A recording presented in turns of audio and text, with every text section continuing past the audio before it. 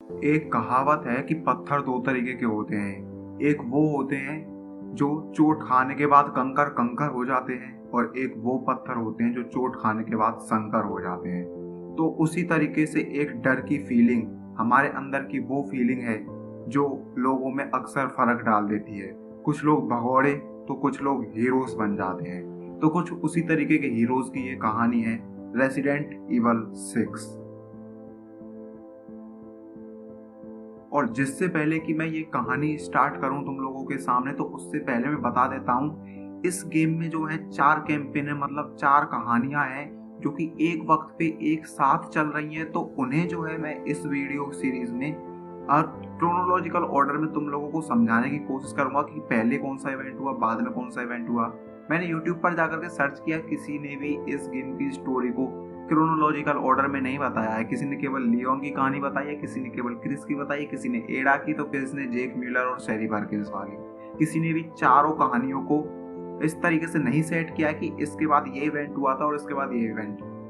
मैं अभी ये जो पूरी कहानी है ये क्रोनोलॉजिकल ऑर्डर में लेके चलने वाला हूँ। और इस गेम की सीरीज के जितने भी पार्ट आएंगे, मोस्ट प्रोबेबली 4 पार्ट आएंगे, जितना कि मेरे को अंदाजा लग पा रहा है। तो उन चारों पार्टों को ठीक से समझना, क्योंकि स्टोरी जो है डेट वाइज चलेगी, काफी ज्यादा कॉम्प्लिकेटेड हो सकता है। इसी नोट के साथ अब शुरू करते हैं इन हीरोज की महागाथा। Walking alone, the streets are empty. The only thing I can see is my own silhouette. I'm getting stronger, step by step. The clock is ticking, but there's no time for regrets. I've been flying from town to town, from London to Taiwan. I've been all around the globe trying to protect your soul. Resident evil 6 इस game के events जो हैं, resident evil 5 में जो events हुए थे, मतलब Albert Wesker को मरे हुए अभी 2.5 साल हो चुका है। जब एल्बर्ट वेस्कर मरा था उसके टाइम से अभी 2.5 साल बीत चुका है, और अब कहानी स्टार्ट होती है 24 दिसंबर 2012 में, जहां पर क्रिस जो कि BSAA नाम की एक ऑर्गेनाइजेशन के लिए काम करता है जो कि बायो टेररिज्म को रोकती है, तो उसकी टीम को एक नए वायरस के बारे में पता लगता है जिसका नाम होता है सी वायरस। और ये जो वायरस है इस तरीके का होता है कि किसी भी इंसान को वो इन्फेक्टेड तो करता ही है, बट अगर किसी वजह से उस बंदे को चोट लग जाए जो इन्फेक्टेड है, तो उस चोट के लिए वो वायरस बहुत ही ज्यादा सेंसिटिव है। उस चोट को वो और भी ज्यादा म्यूटेट कर देता है और उधर से कुछ अलग ही खतरनाक तरीके से जो है वो ग्रो करने लगता है, जिसकी वजह से अभी चीजें और भी ज्यादा खतरनाक हो चुकी थी। क्योंकि अगर तुम्हें ज़ॉम्बीज को मारना है तो उन्हें चोट पहुंचानी होगी, और तुम अगर उन्हें चोट पहुंचाओगे तो वो उल्टा और खतरनाक हो जाएंगे। तो इस हिसाब से सी वायरस जो है अभी तक के आए हुए वायरसेस में काफी ज्यादा डेडली हो जाता है। इस जगह हम देखते हैं कि क्रिस सारी बातें अपनी टीम के लिए समझा रहा होता है कि कैसे क्या करना है, सबको साथ रह के चलना है, क्या करना है क्या नहीं करना है। तो क्रिस के इतना समझाने के बाद वो वहां से निकल जाता है और उसके टीम मेंबर्स उसके पीछे जाते हैं। लेकिन तभी हमारे लिए सीन शिफ्ट किया जाता है और 24 दिसंबर 2012 में ही हमें एक नया बंदा इंट्रोड्यूस किया जाता है रेसिडेंट इवल गेम्स में, जो कि हमने आज से पहले रेसिडेंट इवल 5 के गेम्स तक नहीं देखा था, जो कि होता है एल्बर्ट वेस्कर का बेटा। हाँ, रेसिडेंट इवल 1 से और रेसिडेंट इवल जो 5 गेम था उनमें जो विलन था ना एल्बर्ट वेस्कर, जिसने सभी की नाक में दम कर रखा था, ये उसी का बेटा था। लेकिन इस गेम में ये हीरो है, टेंशन मत लो, किसी भी दूसरे हीरो की ये लंका नहीं लगाने वाला, लेकिन है एक नंबर का चुकंदर, तो भला भी मत समझना, ठीक है। इस पॉइंट के बाद हम आगे बढ़ते हैं। तो यहाँ पर हमें दिखाया जाता है कि ये कुछ लोग जो हैं यहाँ पर मर्सिनरीज हैं, जो कि क्रिस की टीम जो है इनके खिलाफ भी लड़ रही थी। और ये जो जेक म्यूलर, ये जो बंदा है नया वाला जो कि एल्बर्ट वेस्कर का बेटा है, ये भी इन्हीं मर्सिनरीज में से ही है। इसका मतलब ये भी क्रिस का दुश्मन ही है एक तरीके से। लेकिन यहाँ पर इन लोगों के लिए जो है एक तरीके का इंजेक्शन पहुंचाया जाता है किसी ऑर्गेनाइजेशन के द्वारा, जो कि एक तरीके का एनर्जी बूस्टर कुछ समझ लो, या फिर एड्रेनलिन टाइप कुछ है, जो कि लोगों की ताकतों को बढ़ाएगा। एटलीस्ट इनसे तो यही कहा गया था इन इंजेक्शंस को भेजने से पहले। लेकिन तब हम देखते हैं कि इन इंजेक्शंस की वजह से जो बाकी के लोग हैं वो सारे के सारे ज़ॉम्बीज में ट्रांसफॉर्म हो चुके हैं, जो कि सी वायरस ही था उन इंजेक्शंस में, जिसकी वजह से वो लोग अभी सी वायरस की चपेट में आ चुके हैं, वो ज़ॉम्बीज बन चुके हैं। और इस वजह से अब यहाँ पर जो है वायरस का आउटब्रेक होने लगा है। इधर हम देखते हैं कि जो जेक म्यूलर है उसने भी वो इंजेक्शन लगा लिया है, लेकिन जेक म्यूलर के ऊपर उस चीज का कोई भी फर्क नहीं पड़ता है, वो ज़ॉम्बी में ट्रांसफॉर्म नहीं होता है। इसके बाद जेक समझता है कि ये इंजेक्शन बेकार था, एक्चुअल में उसके शरीर में जो है सी वायरस से लड़ने के लिए एंटीबॉडी थी, नेचुरली ही उसके शरीर पर सी वायरस का कोई भी असर नहीं होता है। तभी वहां पर जेक म्यूलर से एक ज़ॉम्बी लड़ने के लिए आता है। जेक म्यूलर उस ज़ॉम्बी को ठिकाने लगा देता है। Between me and you, maybe we should ask for more money.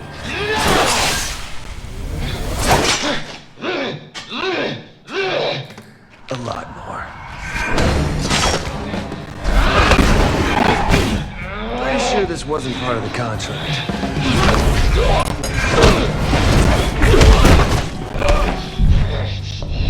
But I am willing to renegotiate.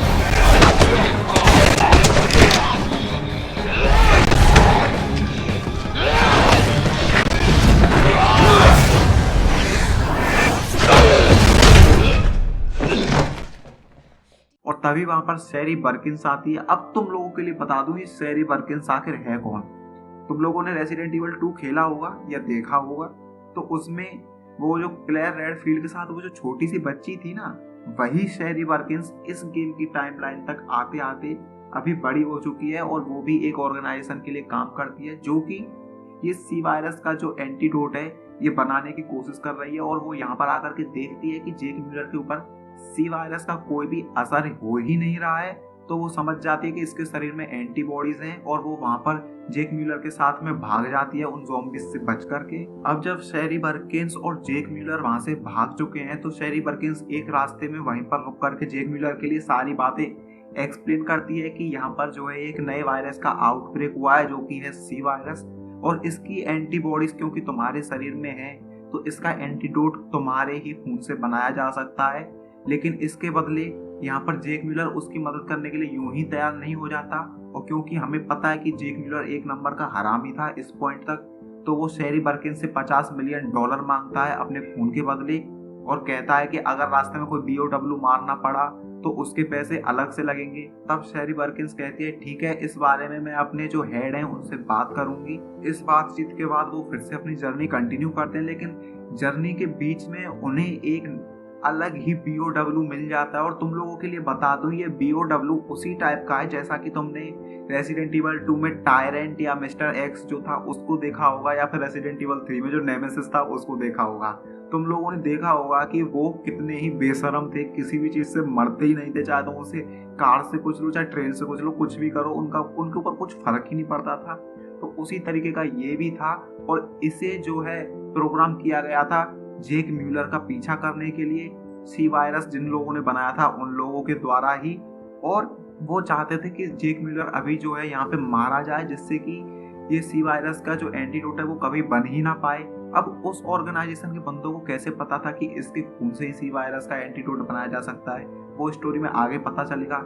लेकिन शैरी बर्किंस और जेक म्यूलर यहाँ से अपनी जान बचाते हुए जैसे तैसे उससे पीछा छुड़ा करके भाग जाते हैं।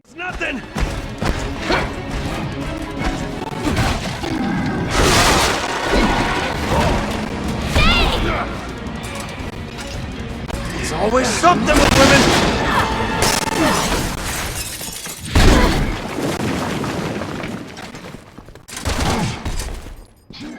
और स्टोरी में हमें आगे पता लगता है कि जेक म्यूलर शैरी बर्किंस ये जो दोनों हैं वो जा करके फाइनली क्रिस रेडफील्ड से मिल जाते हैं। वहां पर क्रिस रेडफील्ड के जो लोग थे वो जेक म्यूलर पर हमला करने की कोशिश करते हैं, लेकिन शैरी बर्किंस उन्हें समझा देती है कि जेक म्यूलर जो है अभी नेशनल सिक्योरिटी के लिए बहुत जरूरी है, इसलिए वो जेक म्यूलर के आगे से अपनी गनें हटा लेते हैं। इस जगह क्रिस रेडफील्ड और शैरी बर्किंस की बात होती है और वो दोनों एक दूसरे को पहचान जाते हैं, क्योंकि शैरी बर्किंस भी रकून सिटी में ही थी और जो क्रिस रेडफील्ड था वो भी रकून सिटी में ही था।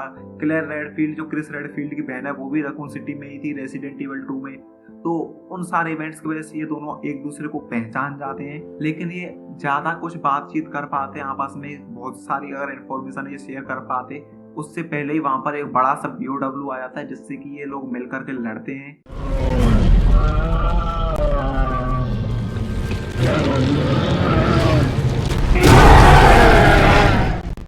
उसे मार कराते हैं।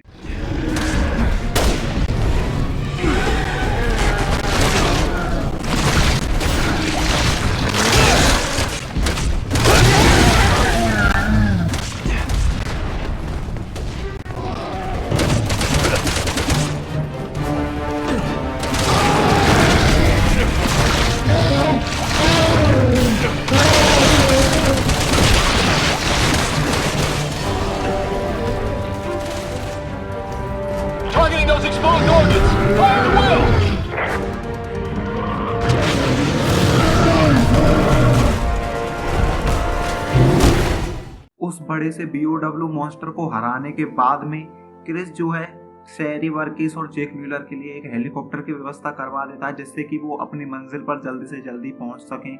लेकिन जैसे ही जेक म्यूलर और शहरी वर्किस उस हेलीकॉप्टर पर चढ़ने की कोशिश करते हैं, क्रिस रेडफील्ड को जो है उसकी शक्ल थोड़ी सी जानी पहचानी लगती है, जेक म्यूलर की शक्ल।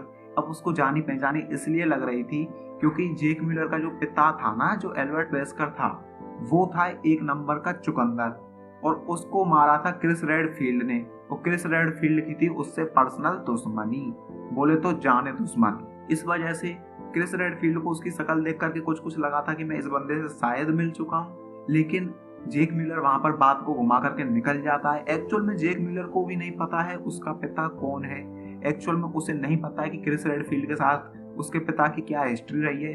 अभी तक ये दोनों एक दूसरे से पूरी तरीके से अनजान। लेकिन यहाँ पर क्रिस को थोड़ी सी उसकी शक्ल जो है मिलती जुलती लगी थी वेस्कर से, इसलिए वो यहाँ पर पूछ रहा था। इसके बाद हम देखते हैं कि शेरी वर्किंस और जेक म्यूलर जो है उस हेलीकॉप्टर में चढ़ के आगे जाने की कोशिश करते हैं। लेकिन तभी हम देखते हैं कि रास्ते में एक दूसरे हेलीकॉप्टर से वही BOW मॉन्स्टर जो शेरी वर्किंस और जेक म्यूलर का पीछा कर रहा था, या बोलो कि जेक म्यूलर का पीछा कर रहा था, उसे मारने के लिए वो एक हेलीकॉप्टर से उनके ऊपर हमला कर देता है।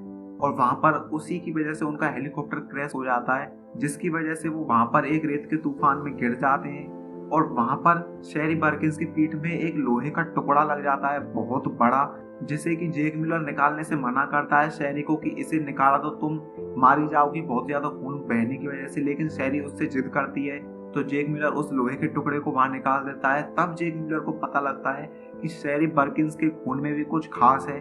उसकी चोटें बहुत ही जल्दी भर जाती हैं सेकंडों के अंदर। तब शेरी बताती है कि उसके ऊपर भी कुछ एक्सपेरिमेंट्स हुए थे जिसकी वजह से उसके ऊपर जो है अभी चोटों का कोई खास ज्यादा असर होता नहीं है, उसकी चोटें बहुत जल्दी भर जाती हैं। इसके बाद यहाँ से शेरी वर्किंस और जेक म्यूलर अपना सफर पैदल ही तय करते हैं।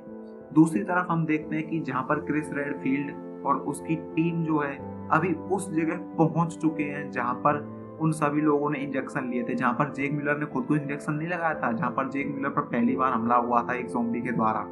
तो उस बिल्डिंग में फाइनली अभी क्रिस रेडफील्ड, उसका साथी पियर्स और उसकी टीम जो है वहां पर पहुंच चुके हैं। वहां पर पहुंचने पर क्रिस रेडफील्ड और उसकी टीम जब थोड़ी सी इन्वेस्टिगेशन कर रहे थे तभी वहां पर एडा वोंग आ जाती है। अब जो लोग एडा वोंग को नहीं जानते हैं, भाई साहब तुम्हारी किस्मत फूटी है, बिल्कुल सही बोल रहा हूँ, सिंगल ही मरोगे तुम लोग, इससे ज्यादा तुम्हारा कुछ होना नहीं है। खैर वो तो मेरा भी कुछ नहीं रहा। लेकिन एडा वोंग जो है रेसिडेंट इवल 2, रेसिडेंट इवल 4 में बहुत ही मेन रोल अदा कर चुकी है। और यहाँ पर वो जो एडा वोंग है अभी आकर के क्रिस रेडफील्ड के सामने रुकते, क्रिस रेडफील्ड उसके ऊपर गन तान देता है क्योंकि क्रिस रेडफील्ड एडा वोंग के बारे में कुछ नहीं जानता है अभी तक। वहां पर एडा वोंग क्रिस रेडफील्ड के लिए बताती है कि उसे वहां पर जो है किडनैप करके रखा गया था, उसे हॉस्टेज रखा गया था। क्रिस रेडफील्ड बोलता है कि हमें तेरे ऊपर विश्वास क्यों करना चाहिए, तो एडा वोंग बोलती है कि मैंने उनकी बातें सुनी थी, वो किसी सी वायरस के बारे में बात कर रहे थे और न्यू अम्ब्रेला कॉर्पोरेशन थी। तो ये बात सुनने के बाद क्रिस रेडफील्ड को उसके ऊपर थोड़ा सा जो है विश्वास हो जाता है कि हो सकता है ये सही बोल रही हो, लेकिन वो उस पर पूरी तरह विश्वास नहीं करता। तभी एडा वोंग कहती है कि चलो मेरे को फॉलो करो, मैं तुम्हें एक जगह लेकर के चलती हूँ। इसलिए क्रिस रेडफील्ड और उसकी टीम जो है उसके पीछे पीछे चल देते हैं। और यही क्रिस रेडफील्ड की सबसे बड़ी भूल होती है। एडा वोंग उन लोगों को अपने पीछे पीछे ले जाती है और तभी रास्ते में एक जगह गायब हो जाती है। और तब हम देखते हैं कि एडा वोंग एक ट्रैप चालू कर देती है जिसकी वजह से क्रिस रेडफील्ड और उसका जो मेन साथी था पियर्स, उन दोनों को छोड़ करके उनकी पूरी टीम एक जाल में फंस चुकी है। और वहां पर एडा वोंग एक नीडल्स वाला ग्रेनेड फेंक देती है जिसमें कि सी वायरस होता है, जो कि क्रिस रेडफील्ड की पूरी टीम को लग जाते हैं और वो मॉन्स्टर्स में तब्दील हो जाते हैं।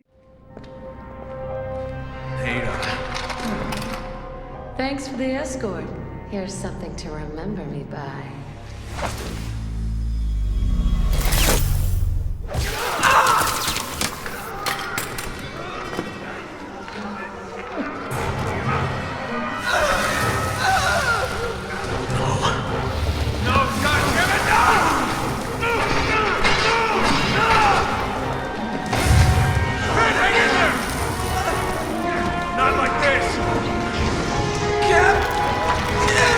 No, goddammit!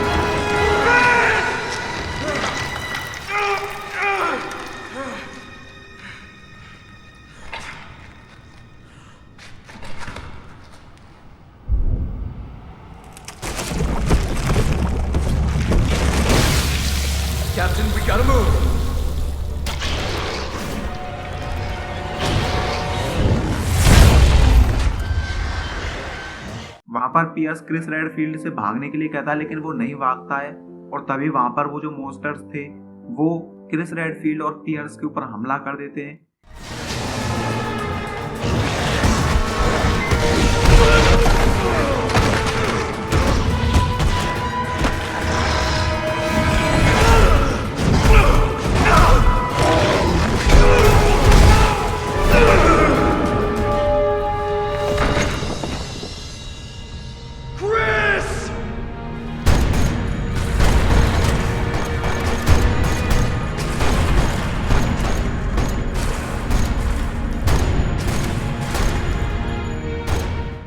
और तभी हमें सीन शिफ्ट दिखाया जाता है और इधर हम देखते हैं कि जहां पर जेक म्यूलर और शेरी बर्किंस जो थी इतने टाइम से सरवाइव कर रहे थे और वो फाइनली उस जगह से जैसे तैसे वो रेत का तूफान और वो जैसी भी घाटियां जो थी वहां से बच करके निकल रहे होते हैं, लेकिन तभी वहां पर कुछ लोग हमला कर देते हैं। और तब हम वहां पर देखते हैं एडा वोंग को, जो कि हाँ क्रिस रेडफील्ड की ऐसी तैसी करने के बाद वहां भी पहुंच चुकी है और वो वहां पर जेक म्यूलर और शेरी बर्किंस दोनों को पकड़ लेती है और पकड़ करके अपनी एक फैसिलिटी में ले जाती है जो कि चाइना में होती है। और ये इवेंट होने के बाद हमें सीधा 6 महीने का टाइम जंप दिखाया जाता है। इसका मतलब रेसिडेंट इवल 5 से और अभी तक इस गेम को 3 साल हो चुके हैं उसके इवेंट्स को लेकर के। और जो जेक म्यूलर, शेरी बर्किंस और क्रिस रेडफील्ड और उसके साथियों के साथ जो ऊधम मचाए थे ना एडा वोंग ने, उसको अभी पूरे के पूरे 6 महीने हो चुके हैं। तो टोटल 6 महीने का टाइम जंप यहाँ पर हो चुका था। और उसके बाद हमें सीधा एडा वोंग की कहानी दिखाई जाती है सीधा 6 महीने बाद। अब 6 महीने बाद हमें एडा वोंग की कहानी में दिखाया जाता है कि उसे एक डेरेक सिमंस नाम का बंदा जो है कांटेक्ट करता है, जो कि इस गेम का विलन है। वो एक विलन है, इस गेम की कहानी में कई सारे विलन हैं, उन विलन्स में से डेरेक सिमंस भी एक विलन है जो कि एडा वोंग को कुछ काम करने के लिए बोलता है। और एडा वोंग उसके काम में इंटरेस्टेड नहीं होती, लेकिन फिर भी वो ये जानने के लिए चली जाती है कि आखिर ये करना क्या चाहता है। और तब उसे पता लगता है कि डेरेक सिमंस ने उसे एक फैसिलिटी का पता दिया है जो कि अंडर वाटर है। एडा वोंग वहां पर पहुंचती है और वहां पहुंचने पर एडा वोंग को एक वीडियो क्लिप मिलती है जिसमें कि डेरेक सिमंस बताता है कि जेक म्यूलर का पता लग चुका है, जो कि है एडोनिया में, हाँ वही जगह जहाँ पर जेक म्यूलर को पकड़ा गया था एडा वोंग के द्वारा। अब देखो यहाँ पर तुम्हारे लिए थोड़ा सा कंफ्यूजन हो जाएगा कि यहाँ पर ये एडा वोंग है, तो वो एडा वोंग कौन थी जिसने क्रिस की टीम को ठिकाने लगाया था और जेक म्यूलर और शेरी बर्किंस को पकड़ा था? अगर ये एडा वोंग है, और अगर ये एडा वोंग नहीं है तो वो कौन थी?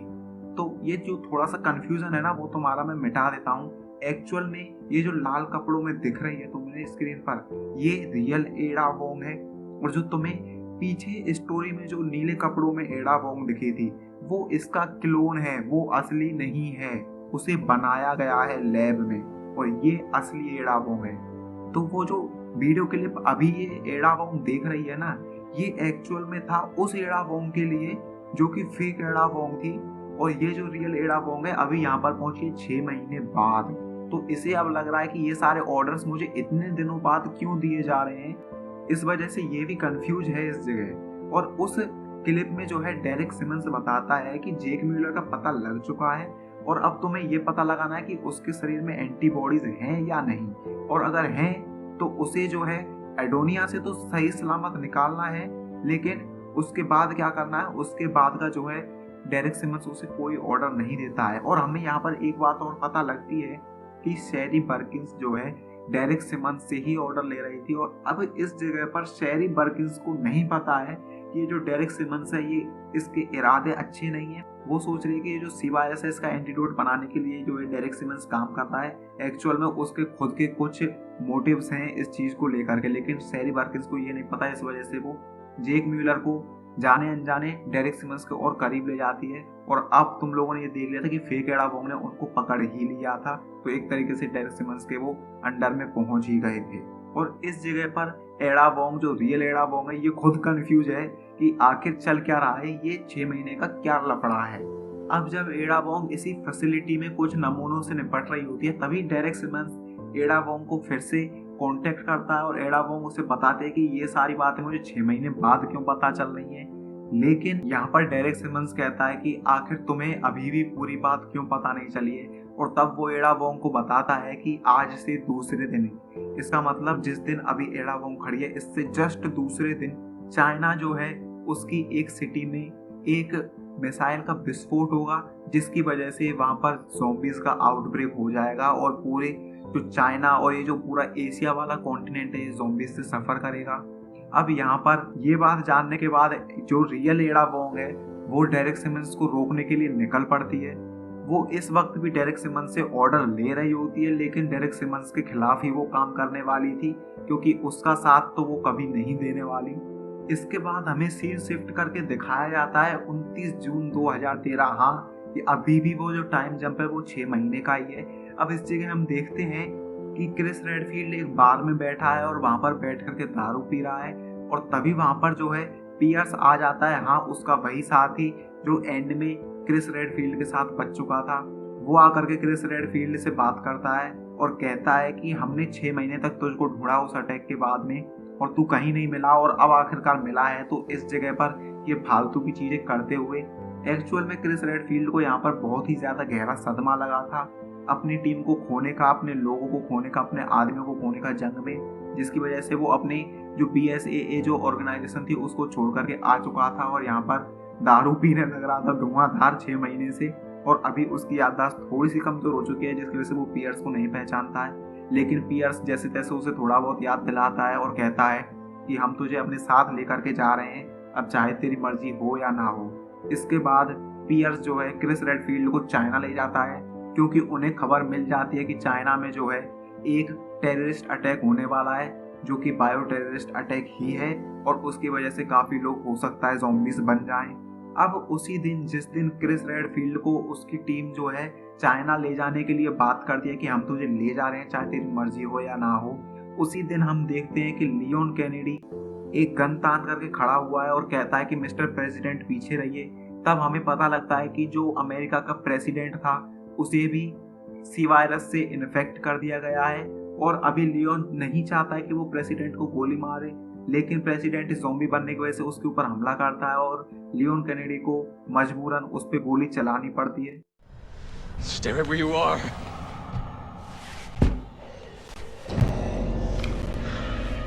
Mr. President!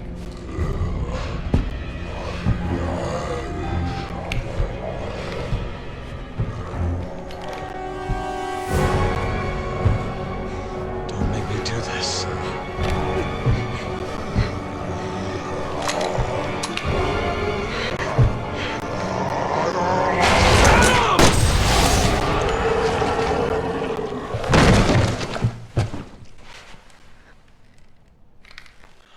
और इसके बाद हम देखते हैं कि वहां पर लियोन कैनेडी के साथ एक लड़की भी है जिसका नाम है हेलिना। हाँ, इस गेम में जो हमें हमारा आखिरी हीरो इंट्रोड्यूस किया गया ना, क्योंकि अभी तक 3 को तो इंट्रोड्यूस कर दिया था।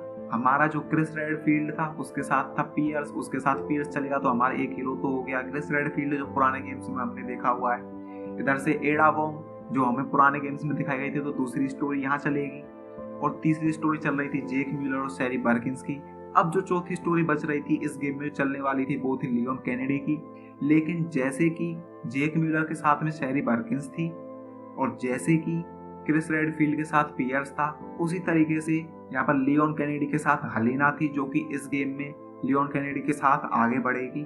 तो यही 4 कहानियां थी जो इस गेम में अभी आगे बढ़ेंगी, और इस जगह पर जो है इन चारों कहानियों का जो है बेस बना दिया गया है। अब देखते हैं कि इस स्टोरी में आगे क्या होता है। अब इस जगह हेलिना बोलती है कि ये जो प्रेसिडेंट की डेथ हुई है, ज़ॉम्बी वो जो बने हैं ये मेरी वजह से बने हैं। लियोन कैनेडी बोलता है कि आखिर इसमें तेरा हाथ कैसे है, लेकिन हेलिना यहाँ पर बोलती है कि पहले मेरे साथ एक कैथीड्रल चल, वहीं जाकर के मैं तुझे सारी बातें बताऊंगी।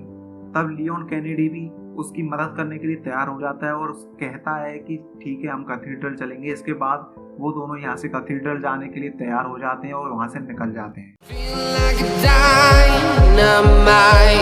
Ready to explode right up in the sky. I need you to listen